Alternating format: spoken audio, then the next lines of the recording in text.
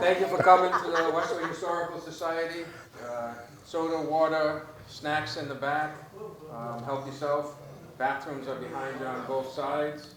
And we're going to turn off the lights in the museum, but we'll turn them on afterwards if you want to watch. These we're going to leave on. And John, thank you very much. Introduce yourself. Okay, so so I'd like to say, I know a lot of you from sight and from name and from all sorts of things. I'm kind of honored. I've got former students in the room who know me as Mr. G. My first name is Jean Gagnier, and I'm happy to say that after 25, 26 years in town, people can now say Gagnier. So for a time I was on the, and again, a number of people in here I've worked with before. We worked on history projects.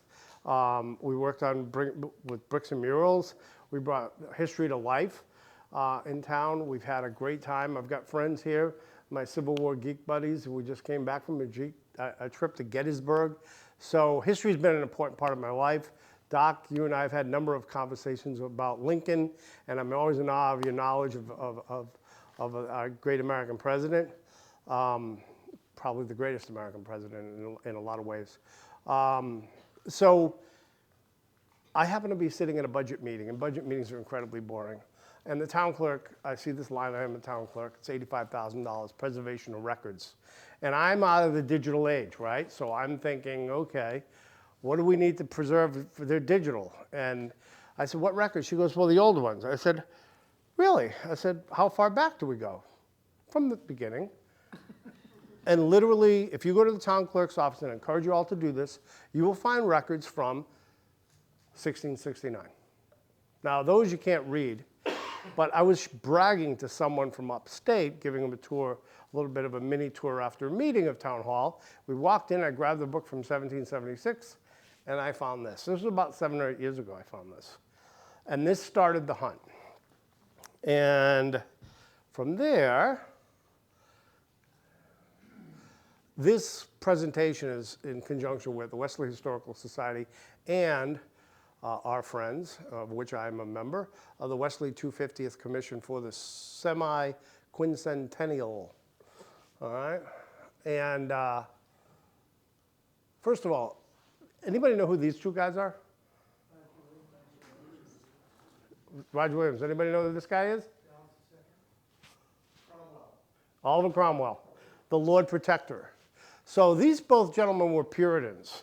And in the 1630s, Oliver Cromwell, who led in the English Civil War the New Model Army, he was the leader of the New Model Army, of the parliamentarians battling the Royalists. He becomes Lord Protectorate for the short period that England has a republic. He is the Lord Protector. But in the 1630s, he was considering immigration to Mass Bay Colony. So this gentleman stayed in England, and this gentleman stayed in Rhode Island, and they both affected America. That English Civil War has an impact on the American Revolution. It's just, but it was an interesting divergence between the two of them, and an important for history.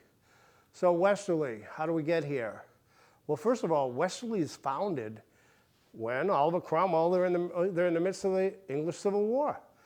It's a parliamentary patent at first. It was issued by the Earl of Warwick, Robert.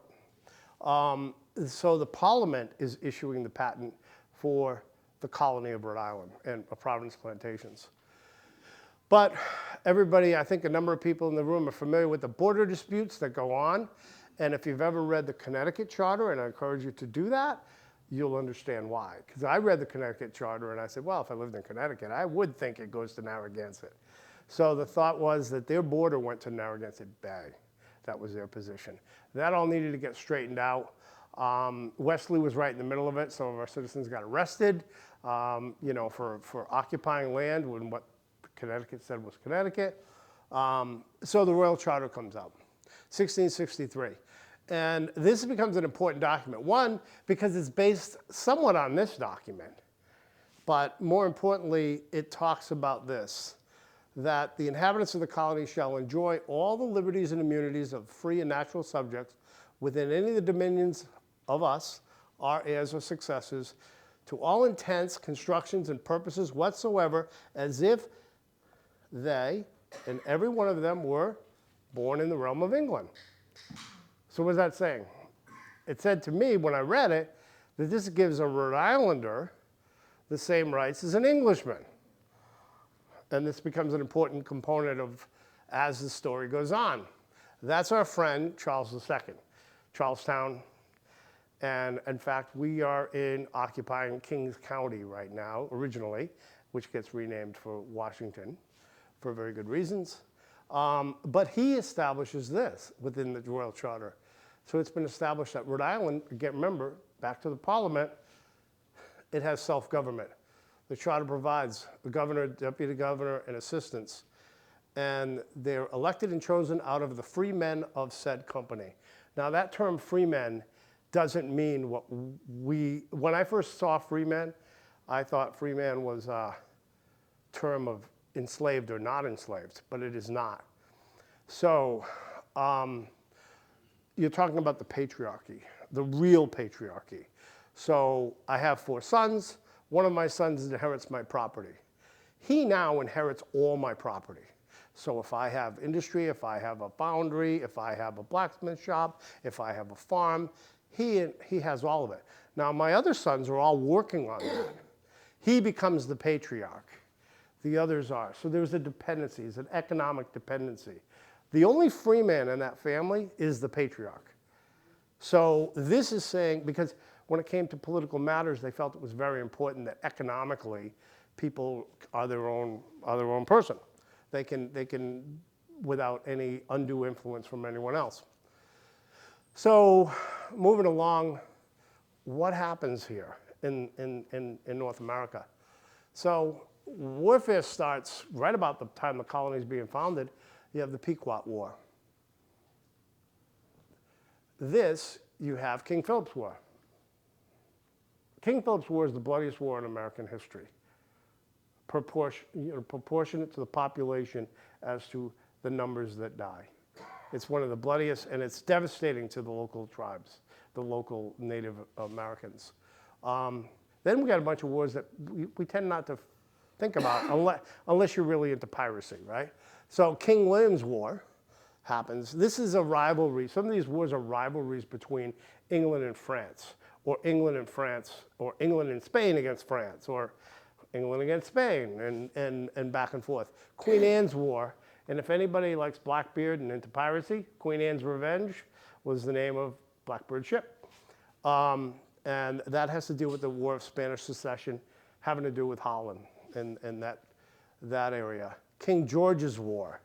Again, this continuation of a conflict. And then finally, the 7 Years' War. And the 7 Years' War is and some historians believe it's the first global world war. It's fought all over the globe. A lot of naval action, a lot of colonies getting attacked, a lot of action in the Caribbean. But look at the lineup, right? You got Great Britain and Prussia, because there's no Germany at this point. Great Britain and Prussia versus France, Austria backed by Spain, and they're backed by Spain because you end up with the Habsburg kind of connection. You got Saxony, you got Sweden, you got Russia, and they're all fighting, but here it's known as the French and Indian War. Now, the important thing from our perspective in Rhode Island militia participate in all these wars. Rhode Island militia, Rhode Island privateers, they're involved in all of these wars. The challenge is for England is how do you project power? The Atlantic Ocean is big in this period of time. It's not easy to send an army over. Those ships are small. So very often they're relying upon militia. The Royal Navy's here, and sometimes a small army will come over, like Braddock, and they're in the French and Indian War, meets with disaster, but for the most part, you're not seeing large movements like you would think of today, where a modern army is able to move. So all these conflicts, and finally this is Mount Calm. This the battle between Montcalm and Wolfe, and this is Wolfe dying at Quebec, okay, the final battle. They've taken Quebec City. And the interesting thing, I included this picture for one reason. Look at the Native American in the corner. He is almost ambivalent over the scene. If you look at him, he's not invested. He's kind of, and I think the artist was trying, and my interpretation of this is, the artist is trying to put into place the fact that these people had their own agency. They were always trying to pick winners and losers. So every time a war broke out between England and France, Native American tribes had to make up their mind as to who they thought was going to, and the same thing plays out during the American Revolution. The tribes have to decide who they're going to side with, who's going to win, and what's in our best interest. So positive results for the Brits at the end is they get Canada. New France disappears and it's renamed Canada, but they've got these French-speaking inhabitants and they got to incorporate them into the empire. But the negative results are the treasury is empty. It just needs. The debt service in the 1770s consumed, get this, sometimes all the debt receipts, all the revenue. So picture running, so the town of Westerly brings in all its taxes. All of its taxes go to service debt. We don't have any money for police, we don't have any money for schools, we don't have any money for teachers, we don't have any money for roads, we have nothing. And then some years, they actually had to borrow money to service the debt. So they went even deeper into debt. So they were in desperate straits. The first thing is they try the Stamp Act. Stamp Act, Parliament tries to put the Stamp Act in place. It's going to apply to everything. It's not a consumption tax. It's everything you touch. You want to transfer property? Stamp tax. You know, will, stamp tax. Stamp tax, constant.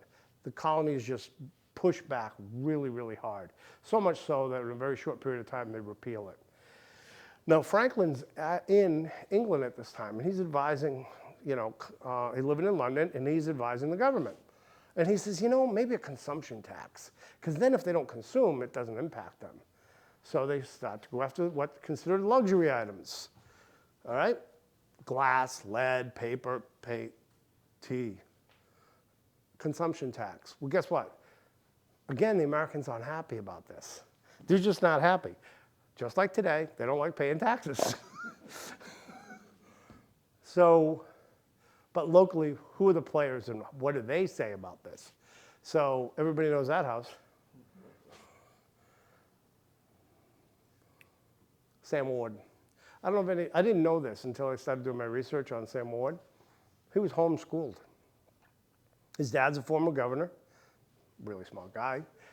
He educates him, and he hires tutors to come in to educate his children. Farm is near Langworthy. That's where the property was. He serves us in the General Assembly. He serves multiple terms as governor. He's the Chief Justice of the Rhode Island Supreme Court. He's a delegate, along with his political rival, another former governor called Stephen Hopkins, to the Continental Congress. And what's amazing is they're bitter political rivals in state. In the Continental Congress, they're an awesome team. These are real thought leaders. Hopkins wrote a paper on the rights of the colonies in the 1760s that was widely read all through the colonies and in England. He organizes resistance, this guy, Sam, in Westerly, in Rhode Island, upstate, and in Philadelphia against British policies. And his funeral, so it's Second Continental Congress, it's March of 1776. There's a lot of stuff going on. They get word he died. They immediately appoint a subcommittee of the Continental Congress to plan his funeral. And they recess the Continental Congress. And they don't go back into session until after his funeral, at which all members of Continental Congress attend his funeral.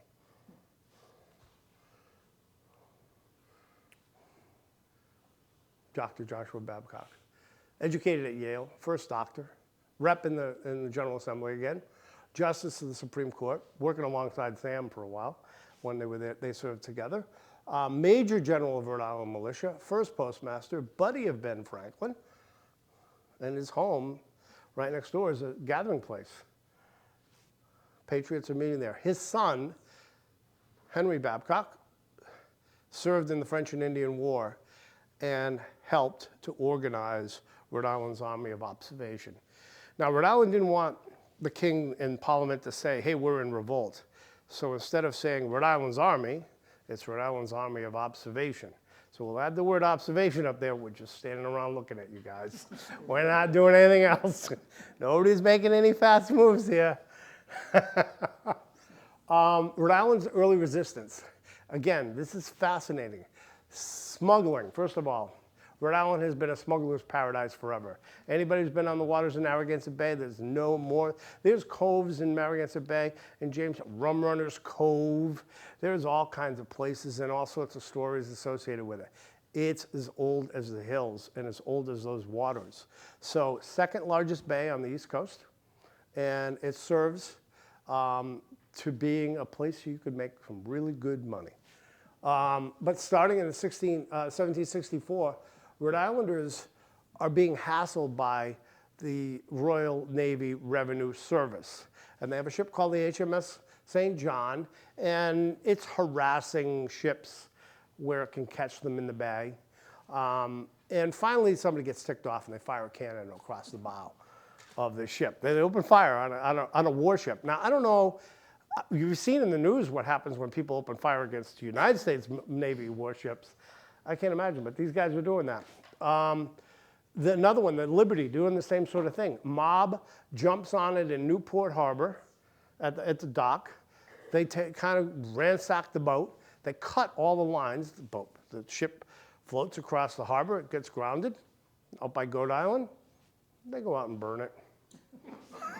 1769. You know, and you know what ticks me off when you do all this research? We're Rhode Islanders, right? Massachusetts is getting all the glory here. 1772, on a shoal off Rhode Island, you know, everyone knows this one. This guy, they shot the commander and took him off. And then, when they investigate it, what do? Parliament says, well, this is horrible, you need to give us so Rhode Island General Assembly says, not a problem, we will investigate. They have hearings, they bring people in and everything. The report back to Whitehall, nobody saw nothing. So there it is, okay? So this changes everything in Rhode Island. Rhode Island gets really militant after the burning of the Gaspee. And at the same time, Rhode Island's now burnt the Gaspee. Then we have the audacity to send a letter to the king saying, hey, listen, remember that little incident called the French and Indian War? Well, you said you were going to front this money, and it cost us a lot of money, so we're demanding payment. So this is a collection letter. And get this, Lord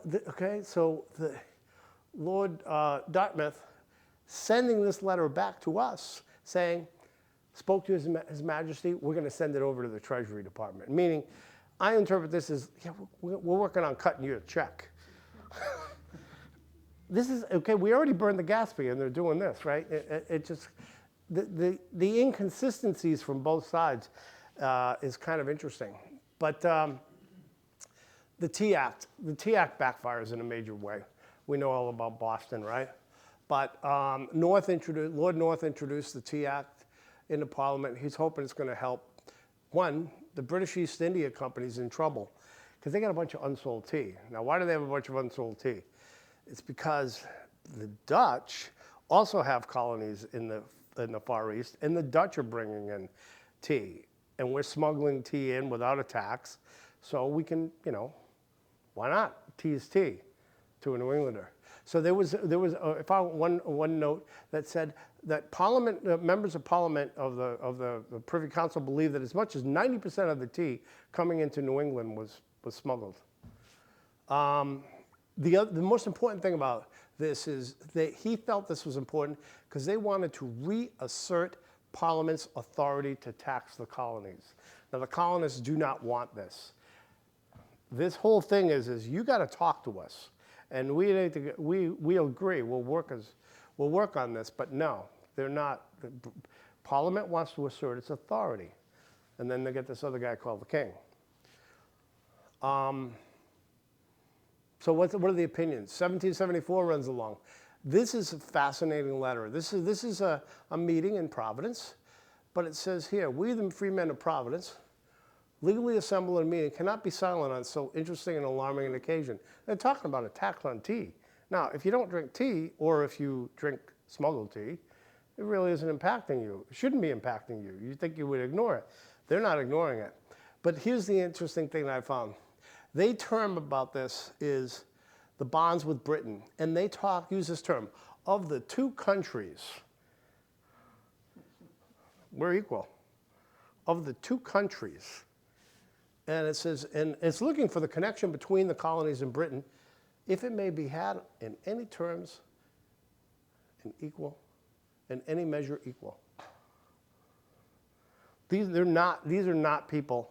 So down here in Westerly, this meeting was held, and the person who was the moderator of this meeting was our own Samuel Ward.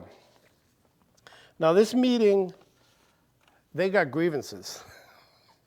They list, and I've got them all here, they have 15 grievances or 15 statements that they want to make with regard to it. But this is amazing. First of all, they say, well, we came here when we found the country in actual possession of the Indian natives, Narragansett country. It wasn't part of Mass Bay, it wasn't part of Connecticut, it's Narragansett country. So they dealt with the owners and they purchased the property. And get this, really arrogant on our part, Westerly's part, right? So they could have aligned themselves with anybody. They could have stayed a separate society, distinct, or they could have aligned with any European power whatsoever. So what Rhode Island's saying is here, we could have gone to the French king, but we didn't, we went with you.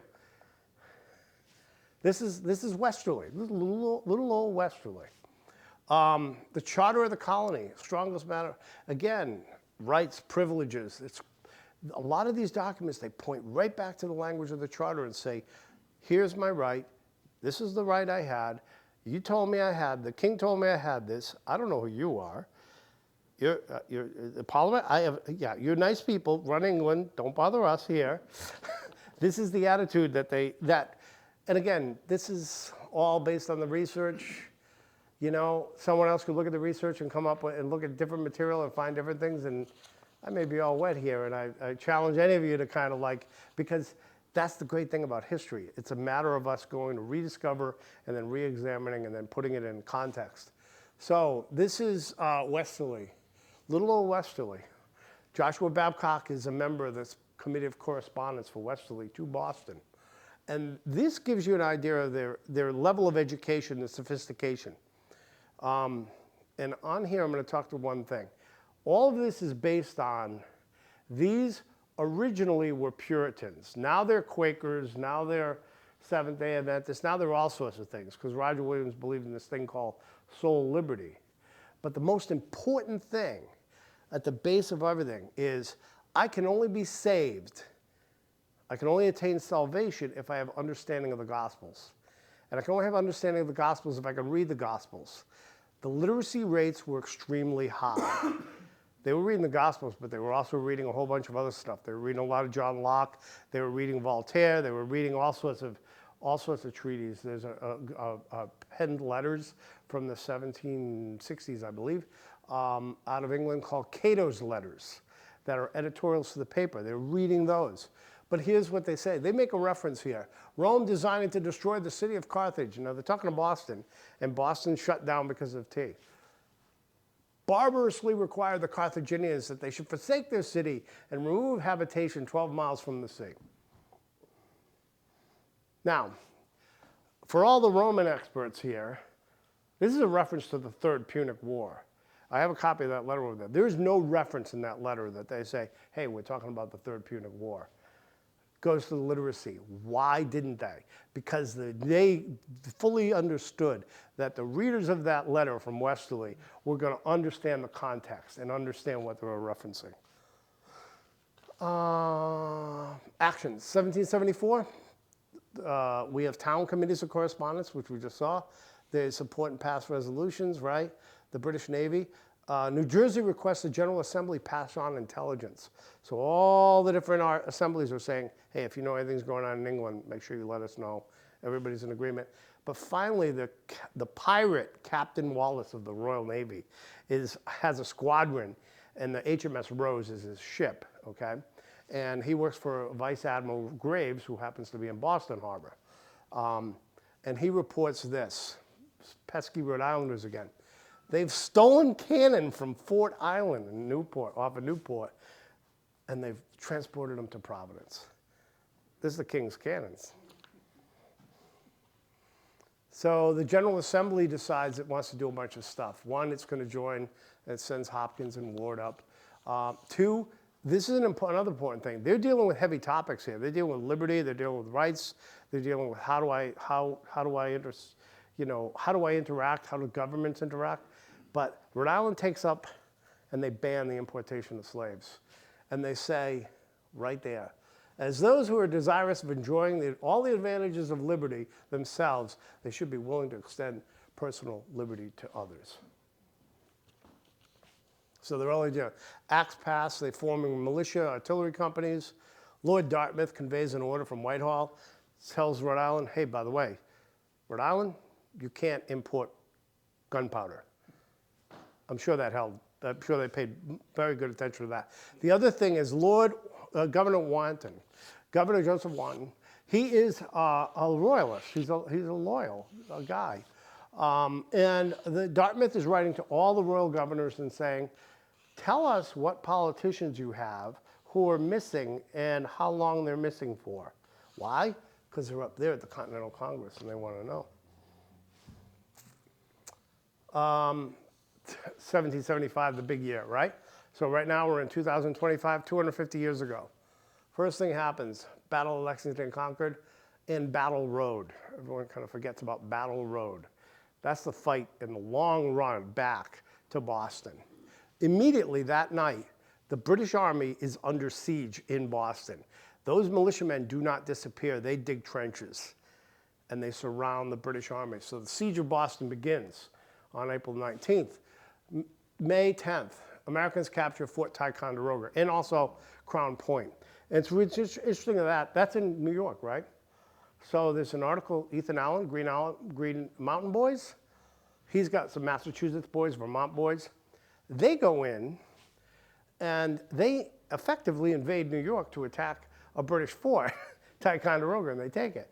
And a guy out of Connecticut named Benedict Arnold takes another force of militia, a little militia army, and goes up and captures Crown Point. They're going on the offensive immediately. And this alarms Continental Congress because they get colonies sending armies to other colonies, other states and other in their minds. And they start to get concerned about it, and they tell them, listen, whatever you do, don't invade Canada. Well, what do you think the next thing they do is? They invade Canada. They go out to Bermuda. There's a gunpowder plot. So they go to Bermuda, and I came across a letter in the Royal Navy dispatches telling the governor of Bermuda, listen, you got to get the gunpowder and cannons off of there. We got to consolidate them. We want you to bring it to I think it's Charlestown, South Carolina. But you got to get them out of there because we're concerned about all the stuff going on. He says, well, I'm going to need to defend this place. What am I going to do? Meanwhile, there's people on his island who've already plotting with the Americans, and they get all his cannon and shot and take it away. The British in Rhode Island, in Narragansett Bay, the pirate Captain Wallace, right? He shelled Bristol. They burn it.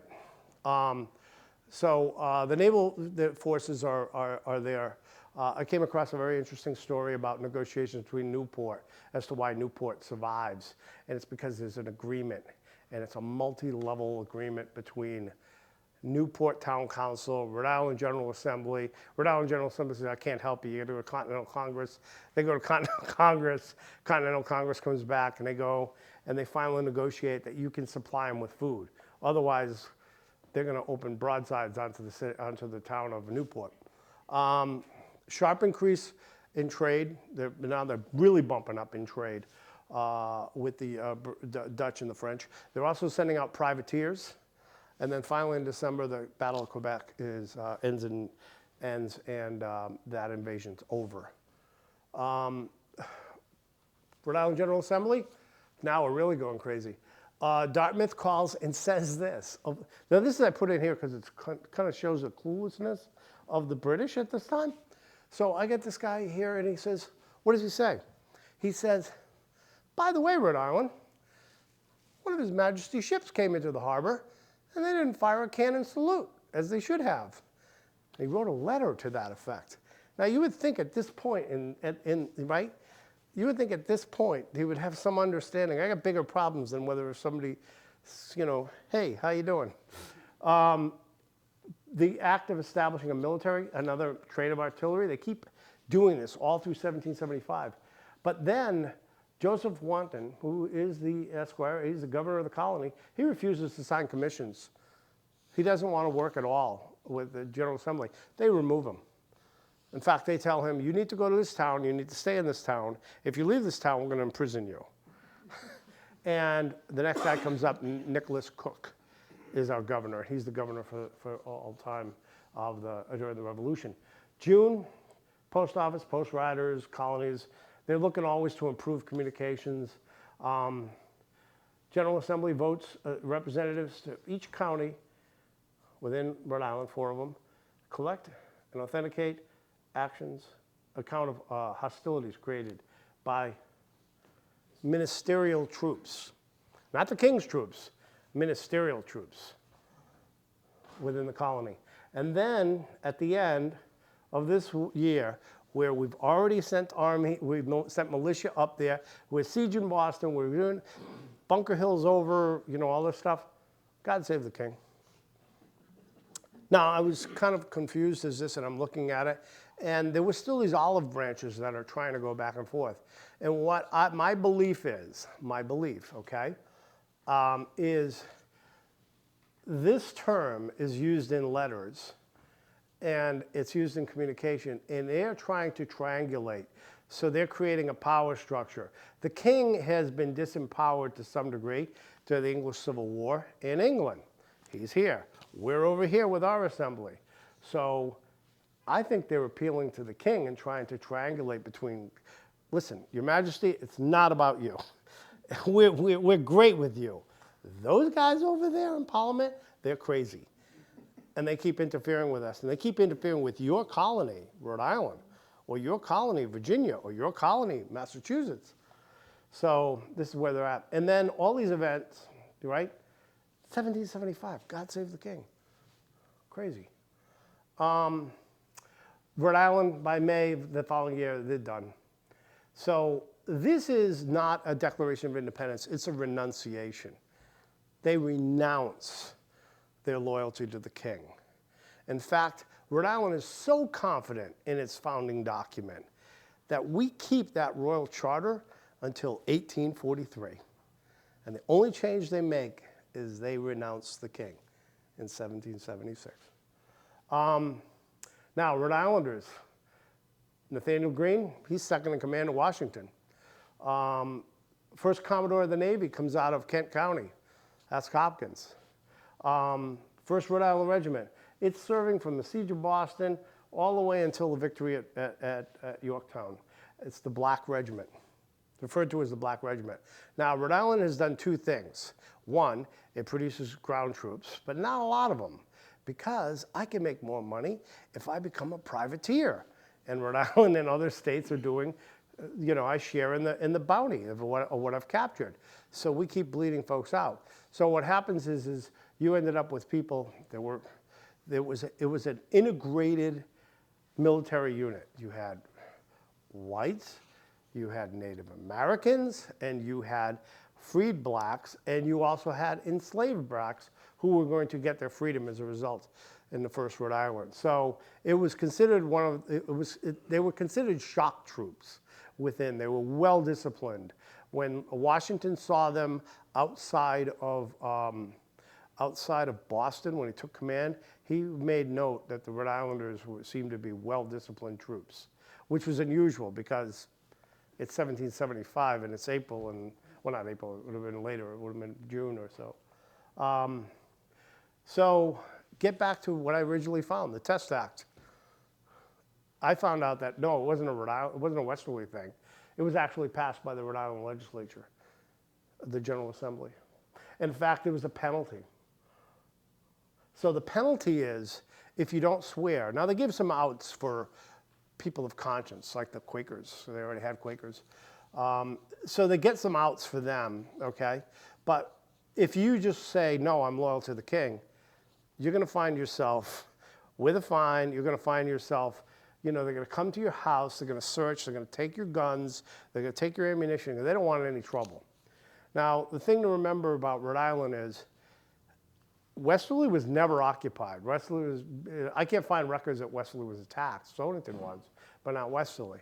I think that river was too narrow to come up. I think it was too dangerous. The interiors of Rhode Island were dangerous. The only place the British Army occupied was Aquidneck Island until they were forced out. And then for a short time, they were on Jamestown. And that was it. They couldn't get much beyond that. The interiors of New England were too dangerous. So that's it. 1776, end of the General Assembly. God save the United States. And when I go to the Charlestown records, I find at the end of their records of their meetings, God save the king, God save the king. And then it's God save the United States. Actually, I think we should do that at the end of our meetings. So summary, here we go. Rhode Islanders had the rights equal to Englishmen, right, under the charter. England had a parliament, Rhode Island had a General Assembly. They enjoyed those same rights. Rhode Island and New England grew strong through international trade and a whole lot of smuggling. The wars in North America organized the colonies for their own defense with some support from the British Navy, but little else. And then Rhode Islanders saw themselves as partners in this empire. And the English Civil War was a political struggle between Parliament and the Crown, and the conflict was America's struggle between an English Parliament versus American assemblies. And it was viewed by both sides. I'm finding it in the English record. There's an excellent book called The Cousins' War, which outlines the British view of, gives you both sides of it, from an English historian. So political mismanagement, really. So Britain goes through, including North, who's there for the longest time. He's there when the real action fight. They went through 9 prime ministers from the 1760s to the end of the Revolution. 9 changes of government. So they were really having a hard time, but they were really stuck on themselves and their ability to boss other people around, which didn't work out so well. Rhode Island, founded in 1663, it was 140 years old. 140 years they'd been here by 1776. High degree of self-rule. And then finally, the colonies from the Pequot War all the way through 1763, the end of French and Indian. That's 127 years out of the 127 years of on and off warfare. The British didn't know their own subjects. These were people who were used to defending themselves. They were used to forming militia. They were used to having ranger companies. They were willing to go to Canada and fight in the French and Indian War.